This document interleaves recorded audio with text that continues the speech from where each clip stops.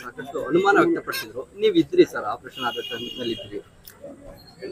ಇವಾಗ ಏನಾಗಿದೆ, ಇದನ್ನೆಲ್ಲ ತಿಳ್ಕೋಬೇಕಾದ್ರೆ ಏನೇನು ನಮ್ಮ ವೈದ್ಯಕೀಯ ವ್ಯವಸ್ಥೆಯಲ್ಲಿ ಯಾವ್ಯಾವುದು ಆಧುನಿಕ ತಂತ್ರಜ್ಞಾನ ಇದೆ ಅಂತ ತಿಳ್ಕೋಬೇಕಾದ್ರೆ ಈಗ MBBS 6 ವರ್ಷ ಓದಬೇಕು, MD 3 ವರ್ಷ ಓದಬೇಕು, ಇನ್ನು DM ಕಾರ್ಡಿಯಾಲಜಿ ಅಂತ ಒಂದಿದೆ, ಸೂಪರ್ ಸ್ಪೆಷಾಲಿಟಿ ಡಿಗ್ರಿ, ಅದೆಲ್ಲ ನಾವು ಮಾಡಿದ್ದೇವೆ. ಸೊ 12-13 ವರ್ಷ ಓದಿದ್ರು ಕೂಡ ಎಷ್ಟೋ ಸರಿ ಅದ್ರ ಬಗ್ಗೆ ಬಹಳ ಕಷ್ಟ ಹೇಳೋದು.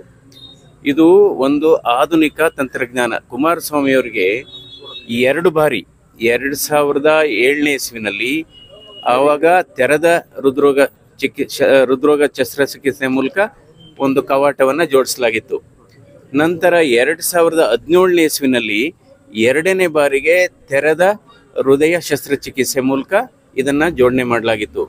ಈಗ 3ನೇ ಬಾರಿ ಇದು ಆಧುನಿಕ ತಂತ್ರಜ್ಞಾನ ಇಲ್ದೇನೆ, ಎದೆ ಸೀಳ್ದೇನೆ. ಆನಂದ್ ಮನೆಯಲ್ಲೇ ಅಗರಬತ್ತಿ ತಯಾರಿಸಿ ಒಂದೇ ಮಷೀನ್ ನಿಂದ 7 ಲಕ್ಷ ಗಳಿಸ್ತಿದ್ದಾರೆ. ನೀವು ಕೂಡ ಅವರಿಂದ ಕಲಿಬೇಕಾ? ಅವ್ರ ಜೊತೆ ವಿಡಿಯೋ ಕಾಲ್ ನಲ್ಲಿ ಮಾತಾಡಬೇಕಾ? ಈಗಲೇ ಫ್ರೀಡಮ್ ಆಪ್ ಡೌನ್ಲೋಡ್ ಮಾಡಿ.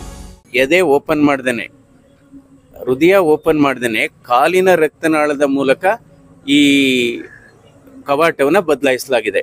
ಇದನ್ನ ನಾವು ಇಂಗ್ಲಿಷಲ್ಲಿ ಟಾವಿ ಅಂತೀವಿ. ಇಂಗ್ಲಿಷಲ್ಲಿ ಇದನ್ನ ಟಾವಿ ಅಂತಿದ್ದೀವಿ.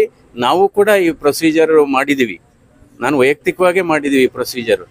ಆದರೆ ಈ ಸರಿ ಅವ್ರನ್ನ ಚೆನ್ನೈನಲ್ಲಿ ಮಾಡಿಸಿದ ಉದ್ದೇಶ ಏನಪ್ಪ ಅಂದರೆ, ಇಲ್ಲೆಲ್ಲ ತುಂಬ ಒತ್ತಡ ಇರುತ್ತೆ, ಇಲ್ಲೆಲ್ಲ ಮಾಡಿಸಿದ್ರೆ ಅಂದ್ಬಿಟ್ಟು. ಇದು ಕಾಲಿನ ರಕ್ತನಾಳದ ಮೂಲಕ ಈ ವ್ಯಾಲ್ವ್, ಟಿಶ್ಯೂ ವ್ಯಾಲ್ವ್ ಅಂತ ಇರುತ್ತೆ, ಅದು ಮೆಟ್ರಾನಿಕ್ ಕಂಪನಿಯಿಂದ ಮಾಡಿದಂಥ ಟಿಶ್ಯೂ ವ್ಯಾಲ್ವ್, ಎವಲ್ಯೂಟ್ ವ್ಯಾಲ್ವ್ ಅಂತ, ಅದನ್ನು ರಕ್ತನಾಳದ ಮೂಲಕ ನಾವು ಆಂಜಿಯೋಗ್ರಾಮ್ ಟೆಕ್ನಿಕನ್ನು ಉಪಯೋಗಿಸಿ ಹಿಂದೆ ಏನು ವ್ಯಾಲ್ವ್ ಇತ್ತು ಅದರಲ್ಲಿ ಕೂರಿಸಲಾಗಿದೆ. ಅದನ್ನು ವ್ಯಾಲ್ವ್ ಇನ್ ವ್ಯಾಲ್ವ್ ಅಂತ ಹೇಳ್ತೇವೆ.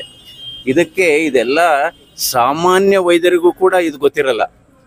ಸಾಮಾನ್ಯ ವೈದ್ಯರಿಗೂ ಕೂಡ ಇದರ ಬಗ್ಗೆ ಮಾಹಿತಿ ಗೊತ್ತಿರಲ್ಲ. ಇನ್ನು ಸಾಮಾನ್ಯ ಸಾರ್ವಜನಿಕರಿಗೆ ಹೆಂಗೆ ತಿಳಿಲಿಕ್ಕೆ ಸಾಧ್ಯ?